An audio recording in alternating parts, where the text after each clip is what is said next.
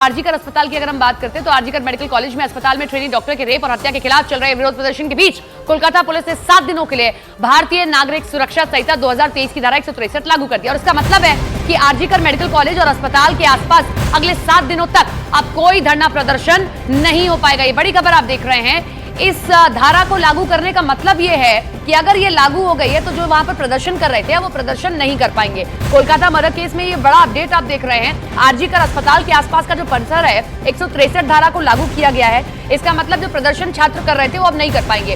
हालांकि बीजेपी अब इस पर भी टीएमसी है उस पर निशाना साध रही है। बच्चों का भी ये कहना है कि अब आप धरना प्रदर्शन से भी रोकना चाहते हैं और इसीलिए आप धारा 163 को लागू कर दे रहे हैं, क्योंकि लगातार हम देख रहे हैं वहां पर रेजिडेंट डॉक्टर्स प्रदर्शन कर रहे हैं। कल तो देशव्यापी प्रदर्शन हमने देखा था डॉक्टर्स का। आईएमए ने कॉल आउट किया था कि स्ट्राइक रहेगा, ओपीडी ओटी बंद रहेगा। आनंद हमारे साथ हमारे सहयोगी लाइव जुड़ रहे, सीधे उनका रुख कर लेते हैं। आनंद, 163 लागू कर दिया, प्रदर्शन भी नहीं होगा, बीजेपी कह रही है कि आप प्रदर्शन से भी रोक देंगे। देखिए, बिल्कुल कोलकाता पुलिस ने अगले 7 दिनों के लिए जो भारतीय न्याय संहिता उसकी धारा 163 जो है वो लगाई और उसमें सीधे तौर पर धरने प्रदर्शन की अनुमति नहीं दी गई है। और इस वक्त हम उसी कॉलेज के अंदर मौजूद हैं जहां पर कि इस बर्बरता को अंजाम दिया गया था। मैं आपको बता दूं कि कल सीबीआई की 5 डॉक्टरों की टीम जो सीएफएसएल की है वो कोलकाता पहुंची है दिल्ली से, और अब वो जो संजय रॉय है उसका साइकोलॉजिकल टेस्ट किया जाएगा, जिसमें बाकायदा सीबीआई ने कुछ सवाल तैयार किए हैं। और जो डॉक्टरों की टीम है सीएफएसएल की वो अब संजय रॉय को बिठाकर वो सवाल उससे किए जाएंगे कि उसकी मनोदशा क्या थी इस क्राइम को करने से पहले और क्राइम को करने के बाद। और इसकी एक रिपोर्ट जो है वो तैयार की जाएगी, क्योंकि कोर्ट में जब सीबीआई इस मामले को लेके जाएगी तो ये साइकोलॉजिकल टेस्ट की रिपोर्ट काफ़ी मायने रखती है कि जो अपराधी था उसने पूरे होशोवास में इस क्राइम को अंजाम दिया है या वो मेंटली डिस्टर्ब था। ये तमाम चीज़ें कोर्ट में काफ़ी मायने रखती है इस पूरे मामले की चार्जशीट की लिए। तो लगातार सीबीआई की जो टीमें हैं वो लगातार इस पूरे मामले की जांच कर रही है और इस पूरे मामले में करीबन 15 से ज़्यादा लोगों से सीबीआई ने पूछताछ की है, उनके बयान दर्ज करें। आने वाले वक्त में बहुत और लोगों के सीबीआई बयान दर्ज करेगी। सीबीआई की जो 25 सदस्यीय टीम है उसको कई हिस्सों में अलग अलग बांटा गया है और सबको अलग अलग टास्क जो है इस पूरी मामले की इन्वेस्टिगेशन को करने का दिया गया है। सीबीआई सूत्रों का यह भी कहना, एक थ्योरी सामने आ रही है और ये थ्योरी डॉक्टर्स ही दिखा रहे हैं, बता रहे हैं कि कुछ ऐसा है जो इस अस्पताल के बारे में दुनिया के सामने आना चाहिए। कुछ लोग ऐसा कह रहे हैं और उस थ्योरी पर सीबीआई भी काम कर रही है। उस थ्योरी को लेकर कोई जानकारी आपको मिली है कि कुछ और तो नहीं चल रहा है इस अस्पताल में?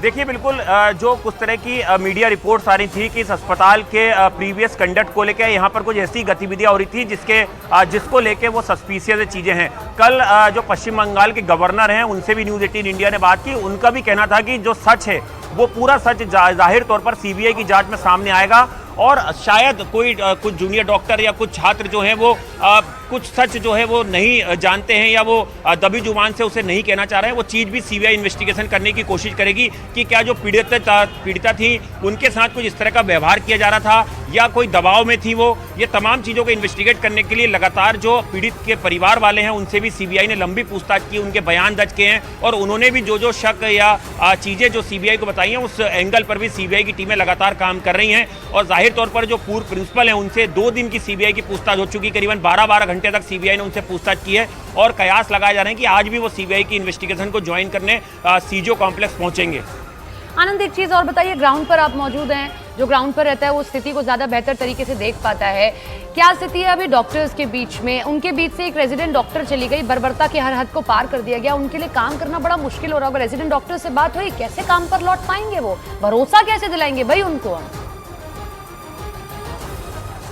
देखिए, बिल्कुल सपना में आपको ग्राउंड जीरो की रिपोर्ट दिखाता हूँ। यहाँ पर देखिए, अभी चूंकि यहाँ पर मीडिया का जमावड़ा है, लेकिन यहाँ पर हमने देखा था कल यहाँ पर लगातार जो डॉक्टर्स थे वो यहाँ पर अपनी मांगों को लेकर लगातार यहाँ पर प्रदर्शन कर रहे थे और वो घंटों तक यहाँ पर बैठे हुए थे। अभी यहाँ पर चूंकि जो कोलकाता पुलिस उसने धारा जो भारतीय न्याय संहिता की धारा 163 यहाँ पे लगा दी है, तो यहाँ पर अभी केवल पुलिस के अधिकारी जो हैं वो यहाँ पर कानून व्यवस्था के लिए यहाँ पर नजर आ रहे हैं। लेकिन यहाँ पर अभी जो रेसिडेंट डॉक्टर हैं या जो डॉक्टर धरने पे बैठे हुए थे वो फिलहाल अभी यहाँ पर नजर नहीं आ रहे हैं। लेकिन कल अमूमन यहाँ पर स्थिति कुछ और थी और लगातार देश भर में, सपना ना केवल कोलकाता में, देश भर में इस घटना के विरोध में जो है वो धरने प्रदर्शन लगातार जारी हैं। जो राज्यपाल हैं उन्होंने भी कहा है कि वो कल संभवतः दिल्ली जा रहे हैं, जहां पर वो देश के गृह मंत्री अमित शाह और स्वास्थ्य मंत्री से मुलाकात करेंगे इस पूरे मामले को लेकर। उन्होंने ये भी बड़ा बयान दिया है कि जो लॉ एंड ऑर्डर सिचुएशन है और इसमें जो सख्त कार्रवाई है उसको लेकर भी वो गृह मंत्री और स्वास्थ्य मंत्री को पूरी घटना के बारे में अवगत कराएंगे। आनंद, आप हमारे साथ बने रहिए, एक खबर अपने दर्शकों को बता दें, उसके बाद आपके पास फिर लौट रहे, फिर आपसे जानकारी लेंगे। कोलकाता में रेप के हत्या के आरोपी संजय रॉय ने जुर्म को कबूल कर लिया, लेकिन इतनी हिंसात्मक वारदात के पीछे वजह क्या रही होगी, उसने ऐसा क्यों किया, ये अब उसकी दिमागी हालत के जरिए पता किया जाएगा। अब हम आपको कुछ ग्राफिक किसी से जुड़े हुए दिखाते हैं, जिसके लिए किया जाएगा आरोपी का साइकोलॉजिकल टेस्ट होगा, यानी दिमागी हालत का टेस्ट उसका किया जाएगा। इस टेस्ट के जरिए संजय रॉय की मानसिक स्थिति को समझने की कोशिश की जाएगी। आरोपी के साइकोलॉजिकल टेस्ट के लिए दिल्ली से CFSL की टीम कोलकाता भी पहुंच चुकी है।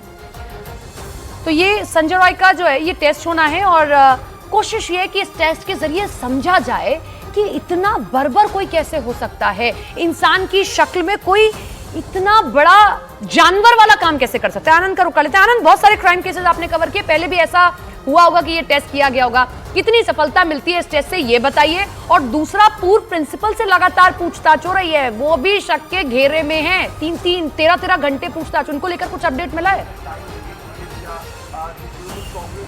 देखिए सपना, जो भी जघन्य मामले होते हैं या थोड़े पेचीदा मामले होते हैं उसमें इस तरह के टेस्ट CBI कराती है। इसके पहले भी CBI ने कई हाई प्रोफाइल मामलों में साइकोलॉजिकल टेस्ट, इसके अलावा या तो ब्रेन मैपिंग या नार्को एनालिसिस टेस्ट जो है वो आरोपियों के कराए हैं। जाहिर तौर पर इस मामले में एक और थ्योरी जो है वो लगातार सामने आ रही है। हालांकि CBI सूत्रों ने उसे सिरे से खारिज कर दिया है कि ये एक गैंगरेप का मामला है, लेकिन क्या वाकई अगर ऐसा कुछ है तो CBI इस एंगल को भी रूल आउट करने की कोशिश कर रही है।